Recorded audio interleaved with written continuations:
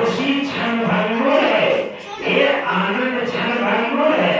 कुछ देर के लिए आपको आनंद मिलता है, लेकिन अगर उसी रिश्ते में, उसी परिवार में अगर कोई भी बात के लिए अनबन हो जाए, फिर आपको उसी परिवार से आपको जानकर आफत आ जाती है, आपको बड़ी चिंता हो जाती है, आपको उससे डर हो जाता है, आपको उससे भय हो जाता है।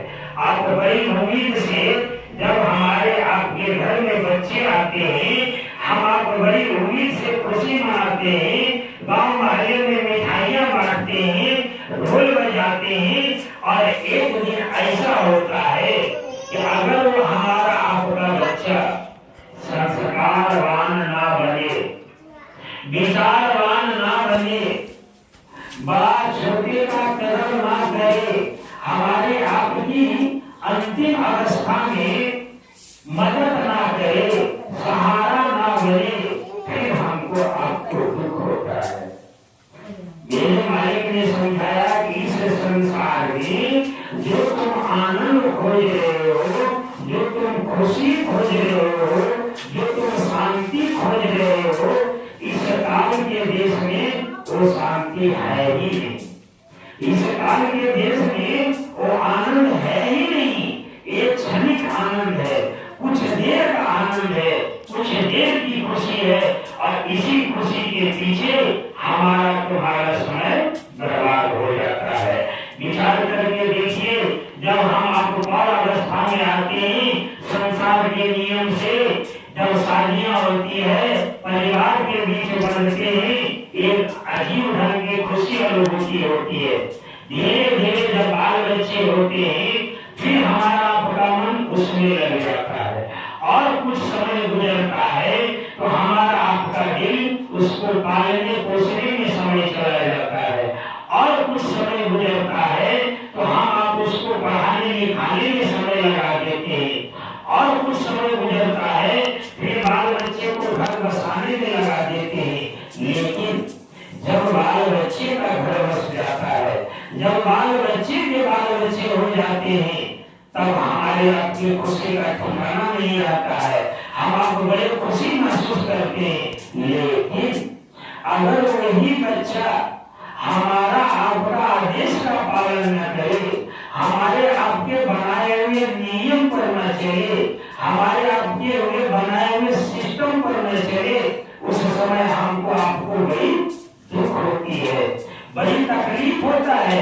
मेरे मालिक समझाते हैं कि देखो बच्चा, तुम कितनी उम्मीद से बाल बच्चे को पालते हो, पढ़ाते लिखाते हो, और अच्छे रास्ते पर ले जाना चाहते हो, लेकिन अगर उस बच्चे के अंदर तुमने संस्कार नहीं डाल पाया, उस बच्चे के अंदर अगर विचार नहीं डाल पाया, तो एक समय वही बच्चा तुम्हारे आदेश का पालन नहीं करेगा। जब तुम्हारे आदेश का पालन नहीं करेगा, तुम्हारे बताए हुए नियम पर नहीं चलेगा, तब उस समय तुमको बड़ी दुख होती है, बहुत चोट महसूस होती है। उस समय मानव, उस समय इंसान हाय हाय करता है कि हाय मेरी मेहनत चली गई, हाय मेरी सारी कमाई चली गई, हम बहुत मेहनत करके 2 रुपया कमाए, बहुत मेहनत करके हमने बच्चों को पढ़ाया, बच्चों पर हमने पूरी जिंदगी उठा दिया। उस समय महसूस होता है कि तुम्हारे ही धन पर, तुम्हारे ही किए हुए पर, तुम्हारा ही परिवार तुम्हारी बात को नहीं मानेगा। क्यों? इसलिए ये प्रकृति का नियम है। हम जहाँ हैं, इस पर पहले कोई और थे। हम जिस घर को संचालित कर रहे हैं, जिस समाज या परिवार में संचालित कर रहे हैं, इससे पहले, हमसे पहले कोई और थे, और हमारे बाद में कोई और आएंगे। ये प्रकृति का नियम है। गुरु महाराज बताते हैं कि देखो बच्चा, तुम इस संसार में शांति खोज रहे हो, इस संसार में सुकून खोजते हो, इस संसार में आनंद खोजते हो। ये सुकून आनंद ये संसार में मिलने वाला नहीं है। तुमने जिंदगी इस संसार के वस्तुओं से प्रेम कर लिया, पूरी जिंदगी इस संसारिक रिश्तों में लगा दिया, पूरी जिंदगी यहाँ के धन दौलत में मन लगा के रखा, और एक दिन हमारे आपकी जिंदगी में ऐसा आता है कि हमको आपको उस धन से अधिकार समाप्त हो जाता है। हमारे घर का संचालन करने वाले हमारे पीढ़ी आ जाते हैं, अब उनका आदेश और निर्देश का पालन होता है, हमारा आपका आदेश और निर्देश का पालन नहीं होता है। इसलिए गुरु महाराज समझाते हैं कि ये संसार में तुमको कुछ दिन के लिए ये मनुष्य मिला था, इसलिए अपने अंदर जो जीवात्मा है, जो प्राण है, जो सूरत है, जो रूह है, उसको जगा लेने के लिए, असली आनंद पाने के लिए हमको आपको मनुष्य का कर्म मिला मेरे भाई। लेकिन हम आप इस बात को समझ नहीं पाए, और इस बात समझने के लिए जब तक नहीं हम आप वैसे महात्मा के शरण जाएंगे जो कृपालदर्शी हैं, तब तक हम आप इस बात को समझ नहीं पाएंगे। हम आप यही समझते हैं कि दौलत में आनंद है, कुछ दौलत जमा कर लेते हैं, एक भी ऐसा मन आता है उस दौलत का मालिक कोई और हो जाता है, हमें उस दौलत से बेदखल कर दिया जाता है। हम समझते हैं ये संसार के रिश्ते में आनंद है, लेकिन विचार करके देखिए, जब तक हमारे आपके पास ताकत है, हम आपको 2 रुपया उपार्जन कर रहे हैं, तब तक तो संसार के रिश्ते हमारे आपके लगते हैं बड़ा अच्छे हैं, लेकिन जिन दिन हम आपको उपार्जन करना छोड़ दिए, उस दिन हमारा आपका ये संसार का रिश्ता में बदलाव आएगा, हमारे आपकी वैल्यू घटेगी। ये संसार का नियम है। परम संत बाबा जय गुरुदेव जी महाराज समझाते हैं कि देखो बच्चा, इस देश में जो तुम आए हो यह काल का देश है, यहाँ तुमको मनुष्य मिला है, तुम अपनी जीवात्मा को जगा लो, और उस जीवात्मा को जगाने के लिए तुमको कोई महात्मा के शरण में जाना पड़ेगा। हम आप विचार करके देखें, हर व्यक्ति चाहे अमीर हो, गरीब हो, मजदूर हो, हर व्यक्ति चाहे कोई भी धर्म मानने वाले हो, हर व्यक्ति के अंदर में एक बात की जरूर ख्वाहिश होती है कि हम पूजा करें, हम पाठ करें, हम कोई भगवान का गुणगान करें, जिससे हमारा काल कष्ट कट जाए, हमको सुख मिल जाए, हमको शांति मिल जाए। लेकिन गुरु महाराज समझाते हैं कि सुख और शांति के लिए तुमको महात्मा के शरण में जाना पड़ेगा, संतों की बातों पर भरोसा करना पड़ेगा, उनके बताए हुए आदेश और निर्देश का पालन करना पड़ेगा। हम जिस खुशी की बात करते हैं, जिस आनंद की बात करते हैं, मेरे गुरु महाराज समझाते हैं वो आनंद तुमको तुम्हारे अंदर मिलेगा, बाहर में नहीं मिलेगा। वो आनंद तुम्हारे अंदर है, वो आनंद तुम्हारे जीवात्मा को महसूस होगी, वो आनंद तुम्हारी सूरत को मिलेगी, और तुम आनंद ये शरीर में खोज रहे हो, ये शरीर 5 तत्व का है, एक दिन ये शरीर विलीन हो जाएगा, ये शरीर नाशवान हो जाएगा, और तुम्हारी जीवात्मा अमर है, तुम्हारी जीवात्मा कभी मरेगी ही नहीं। तो विचार करके, अरे जो नष्ट हो जाएगा उसमें आनंद ही तो क्षणिक होगा, जो अमर है आनंद तो वही प्राप्त करेगा। मेरे मालिक समझाते हैं कि आनंद तुम्हारे जीवात्मा को मिलना चाहिए, और वो आनंद के लिए तुमको अपने जीवात्मा को जगाना होगा, तुम्हारे अंदर जो सूरत है उसको जगाना होगा, और उसको जगाने के लिए किसी महात्मा का शरण जाना होगा। हम आप विचार करके देखें, जितना भी धरती पर आए, चाहे वो राम हो, कृष्ण हो, बुद्ध हो, हर व्यक्ति जो भी आए इस धरती पर, सब अपने जीवन में वो गुरु का सहारा लिया। गुरु एक माध्यम रहे जिनके माध्यम से वो अपने जीवात्मा को जगा करके, अपने जीवात्मा को जगा करके उस मालिक से दीदार कर पाए। अपने घर तक जा सके, निर्लोक जा सके। हम आप विचार करके देखिए, इस धरती पर जब राम आए तो क्यों राम आए नहीं? जब इस धरती पर अत्याचारी बढ़ गया, दुराचारी बढ़ गया, पाप बढ़ गया, तब भगवान आए। और भगवान राम आए तो क्या किया इन्होंने? पापियों का नाश किया। जो सत्य के साथ लिए उनको इन्होंने हिफाजत किया। मेरे मालिक समझाते हैं कि अगर तुम अपनी जीवात्मा को जगाना चाहते हो, अपना निर्लोक जाना चाहते हो, तुम अपने आप को पहचानना चाहते हो, तो ऐसे महात्मा की खोज करो जो महात्मा तुमको तुम्हारे अंदर उस मालिक से मिलने का भेद बता दे। उस मालिक से मिलने का भेद तुम्हारे अंदर ही बता दे और तुम्हारे शरीर के अंदर तुम्हारी जीवात्मा का आंख, कान, नाक खोल दे। जब तक नहीं हमारे आपके जीवात्मा का आंख, कान, नाक खुलेगा, हम आप इस राज्य को समझ नहीं पाएंगे। ये संत मत है, ये संत मत वाला गुप्त मत है। ये मालिक समझाते हैं कि उस मालिक को पाने के लिए तुम्हारे जीवात्मा को जगाना जरूरी है। इसलिए ये शरीर मरता है, जीवात्मा नहीं मरती है।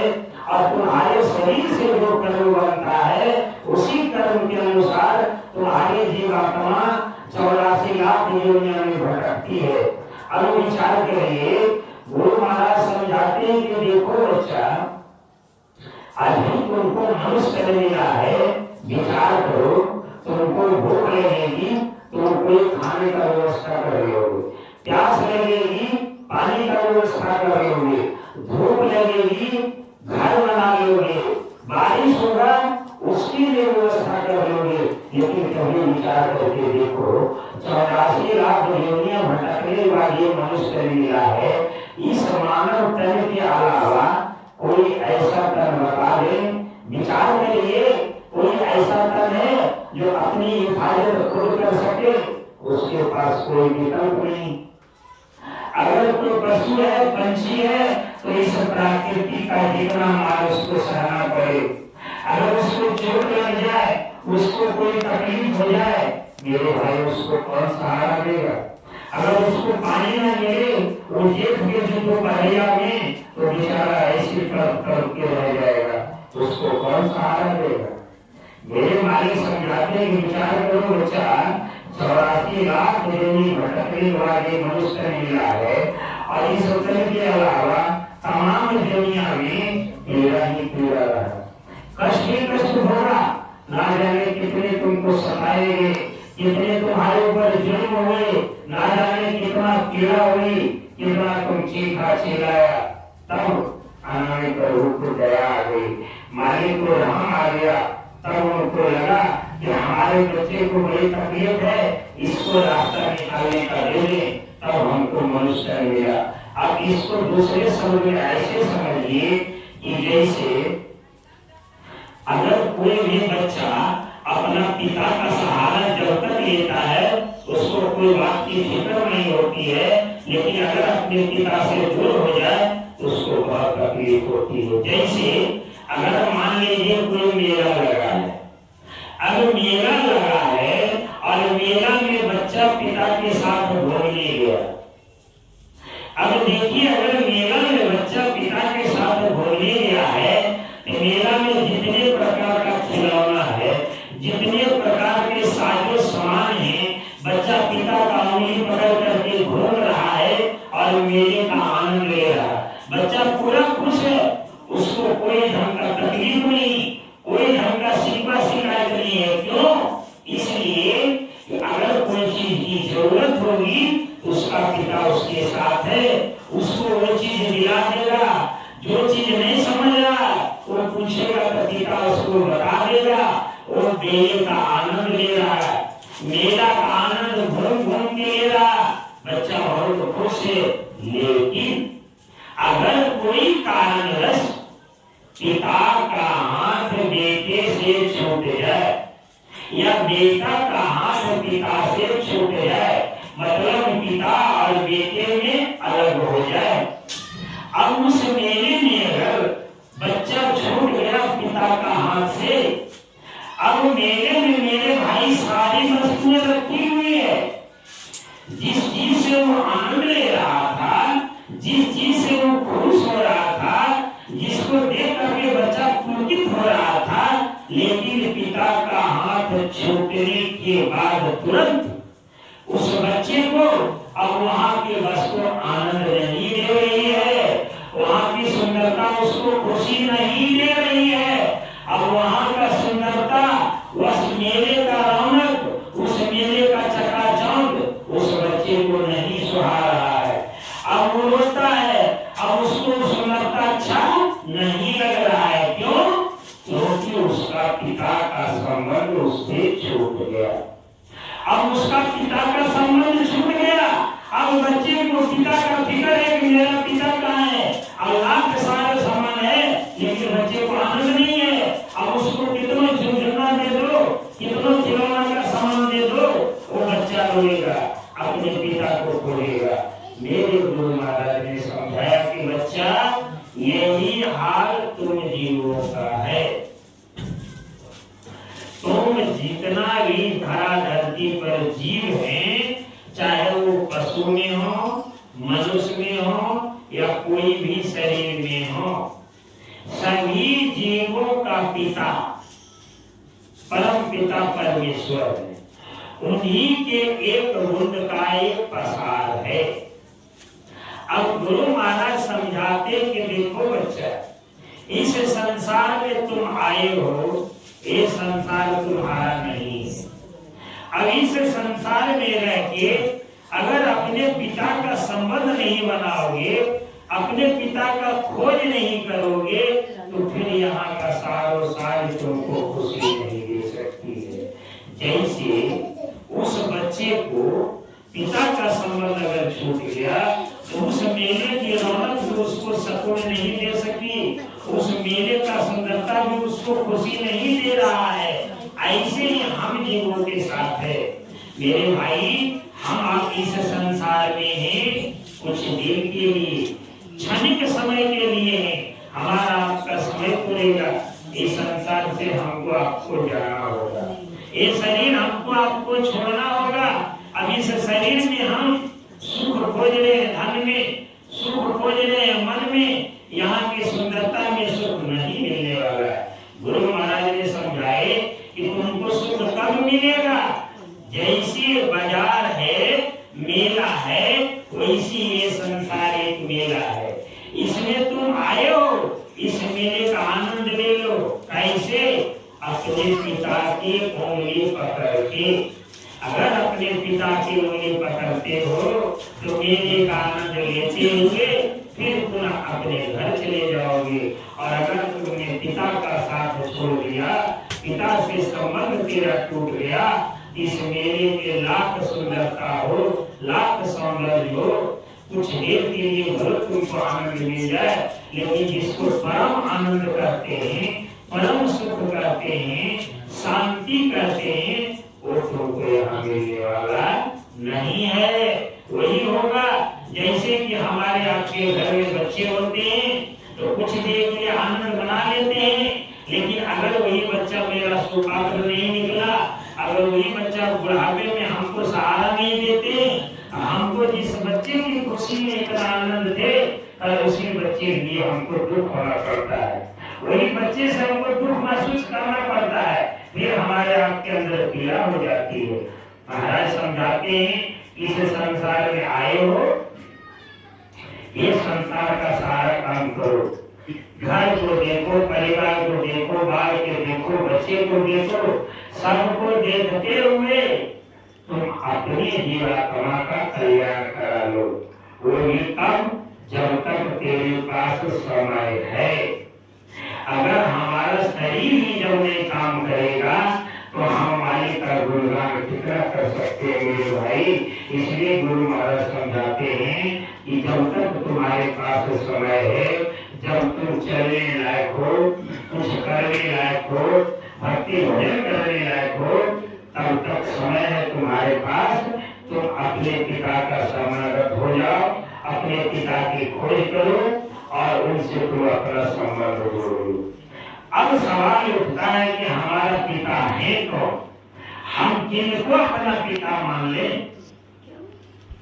मेरे गुरु महाराज ने समझाया कि देखो बच्चा, ये जो तुमको शरीर मिला है, ये निरंजन भगवान शरीर दिए, ये शरीर की एक समय निश्चित है, उतने दिन के बाद तुम्हारा ये शरीर निष्क्रिय हो जाएगा, शरीर काम नहीं करेगा, शरीर शिथिल हो जाएगा। इस शरीर में तुम्हारे जीवात्मा को डाल दिया गया, उसी जीवात्मा की प्रभाव से, उसी जीवात्मा की रोशनी से, उसी जीवात्मा की रोशनी से तुम्हारा शरीर चलायमान है, तुम्हारा शरीर चल रहा है, तुम हरकत कर रहे हो, तुम बोल रहे हो, चल फिर रहे हो, संसार के काम कर रहे हो। लेकिन जिस दिन इस शरीर के अंदर जो जीवात्मा है, अगर उसको निकाल दिया जाए, ये शरीर निष्क्रिय हो जाएगा। अब विचार करिए, जब शरीर जो दिए हैं ये नाशवान है, लेकिन इस शरीर के अंदर जो जीवात्मा है वो अमर है, वो कभी नहीं मरेगा। अब गुरु महाराज समझाते कि देखो, ये शरीर दिए निरंजन भगवान, जो एक समय तुमसे ले गए, लेकिन इस शरीर के अंदर जो जीवात्मा है वो सतपुरुष का अंश है, उन्हीं का एक गुण का पसा है और वो अमर है। अब जिनका तुम अंश हो उनको होगा, उनको पहचाना हम कैसे पाएंगे? जब तक नहीं महात्मा के शरण जाएंगे, जब तक नहीं संतों के शरण जाएंगे, और ऐसा शरण ऐसे महात्मा के पास जो के पारदर्शी हो, भूत भविष्य वर्तमान की ज्ञाता हो, वैसे महात्मा के शरण में हम जब जाएंगे तभी हमारा आपका कल्याण हो सकता है। हम आप विचार करें, हमारा आपका एक मनुष्य मिला है, कि किस लिए मिला है? हमारी अपनी जीवात्मा को जगाने के लिए। अगर हमारा अपना जीवात्मा नहीं जग सका, अगर ये मनुष्य तन में आकर के हम अपने आप को पहचान नहीं पाए, तो मेरे भाई इस तन के अलावा कोई ऐसा तन नहीं है जिसमें हमारे आपकी पहचान हो पाएगी। मेरे गुरु महाराज कहते हैं कि 5 तत्व ये मनुष्य तन में है, और इस तन के अलावा जितना भी शरीर है उसमें 4 तत्व है। अब सोच लो, 5 तत्व वाला हम शरीर है, और इससे श्रेष्ठ कोई शरीर ही नहीं है, मनुष्य तन से श्रेष्ठ कोई तन नहीं है। और इस तन में आकर के अगर हम आप अपना कल्याण नहीं करा सके, तो फिर अवसर हमको बार बार मिलने वाला नहीं है। दुर्लभ मानुष होत है, जन्म ले न बारंबार, अतर्वर जो पत्ता झरे बहरी लागे डाल। जैसे वृक्ष से अगर एक बार पत्ता झड़ गया, मेरे भाई वो पत्ता वृक्ष में फिर पूरा लग नहीं सकता है। यही हम आपका मनुष्य है, अगर ये मनुष्य निकल गया तो फिर हमको ये मनुष्य आपको बार बार मिलने वाला नहीं है। अगर ये मनुष्य का सही उपयोग न कर सके तो हमारा आपका जीवन व्यर्थ चला जाएगा। इसलिए हमारे आपके पास अभी भी टाइम है, अभी भी वक्त है, जब तक हम चल फिर सकते हैं, अपने शरीर का कार्य कर सकते हैं, तब तक समय है उस मालिक को खोज करें। जय गुरुदेव।